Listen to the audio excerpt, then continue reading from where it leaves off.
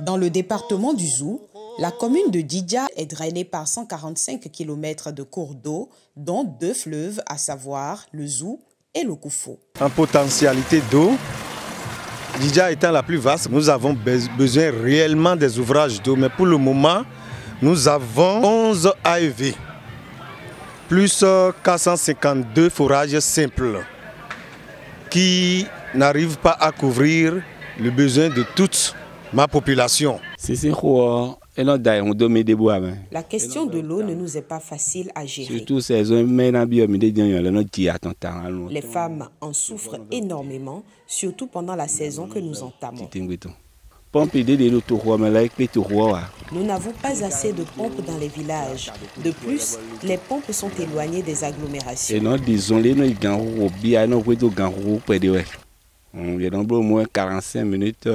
Pour avoir de l'eau, les femmes marchent 45 à 50 minutes. Ici, à Savakon, nous avons juste 2 fontaines. Nous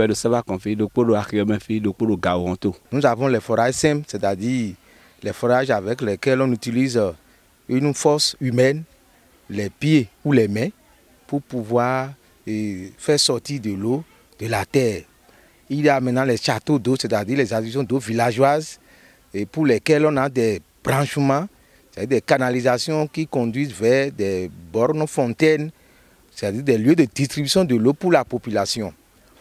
Pour les ouvrages simples, c'est des ouvrages qui sont installés dans les zones reculées, dans les zones rurales, pour que la population puisse venir chercher de l'eau.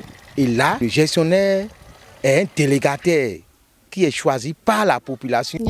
Ici, je vends l'eau aux populations. Quand la personne qui le faisait a déposé les clés, j'ai décidé de m'en charger afin qu'on ne manque pas d'eau. On ne gagne pas beaucoup d'argent dans la vente de l'eau, mais je me rends disponible pour les servir à toute heure. Nous vendons 1 mètre cube à 570 francs pour y gagner 50 francs. Chacun prend la quantité dont il a besoin à raison de 25 francs pour les petites bassines et 35 francs pour les grandes. Selon la stratégie nationale en approvisionnement en eau potable, l'eau doit être vendue. Et par forage, par mois, les gens payent 5 000. C'est-à-dire que par an, ça fait 60 000. Nous utilisons l'eau potable pour tout faire. Cuisine, lessive, douche, même ceux qui vont au puits se servent aussi de l'eau potable. La bassine d'eau est à 20 francs. Nous la buvons, cuisinons et nous lavons avec.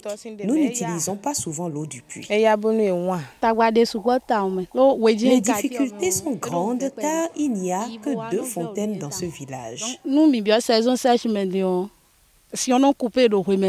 Pendant la saison sèche, nous observons beaucoup de coupures d'eau et nous sommes impuissantes face à cela. À ces moments-là, nous avons peu d'eau. Il faut aller et venir jusqu'à en trouver. Pour éviter les pénuries, il faut faire ses propres réserves d'eau. En ce moment, il y a les petites pannes qui nous gênent pour l'alimentation de l'eau. Et de plus, il y a aussi le manque de gasoil. Parce que c'est eux qui apportent le gasoil. Et en les signalant, ici il y a eu un petit retard d'apport de gasoil. C'est ça qui cause ce manque d'eau pour la population. C'est en démarrant le groupe qu'il y a le pompage. Et c'est le gasoil qui alimente le groupe pour son fonctionnement. La gestion de l'approvisionnement en eau potable des populations de Djidja est parfois source de conflits entre la mairie et ses administrés. Ici, nous n'utilisons pas l'eau de la Sonève. On parle des adductions d'eau village, c'est des forages à grand débit.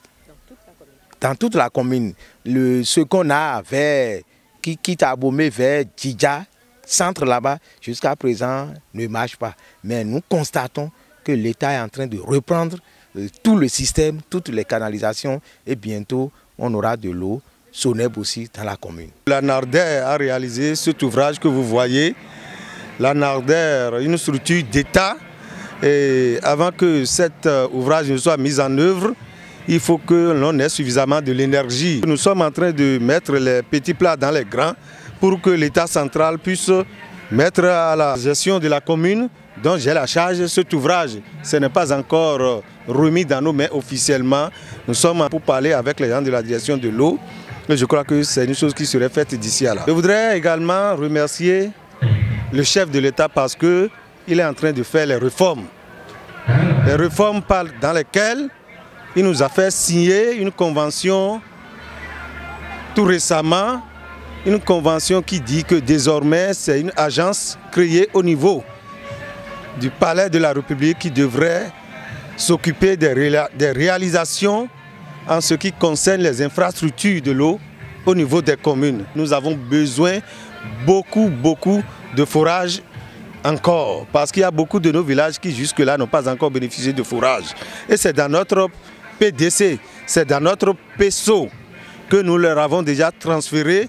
Je crois que l'agence va prendre en compte et va en réaliser d'ici à là, parce que nous avons reçu une délégation de l'agence qui a décidé de sillonner tous les villages pour prendre en compte les préoccupations de nos populations par rapport à l'eau. L'appui de l'État central et des partenaires techniques et financiers fait espérer aux populations de la commune de Djidja et ses autorités des lendemains meilleurs quant à leur approvisionnement en eau potable.